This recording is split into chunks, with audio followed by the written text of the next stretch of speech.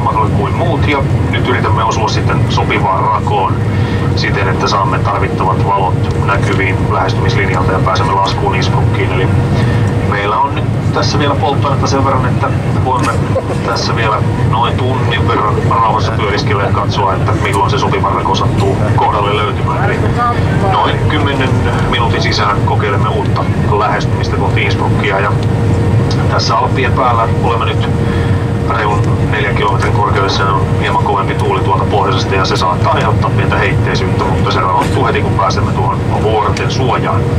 Eli hetki menee ja kokeilemme uutta lähestymistä ja pidetään sormet ristissä, peukut pystyssä, että saamme tarvittavat valot näkyviin ja pääsemme laskuun. Ja kun saamme ne valot näkyviin, pilvi on siis korkealla maasta, eli siinä mielessä ei ole mitään sen ihmeellisempää, mutta pitäisi vaan saada se yksi valo sieltä näkyviin, jotta pääsemme laskuun.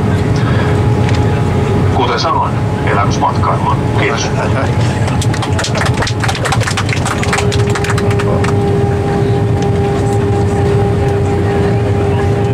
Ja hyvät matkustajat, vielä lisäystään. Pyydämme teitä todella pitämään turvavyön kiinni ja istumaan paikoillanne. Kiitos.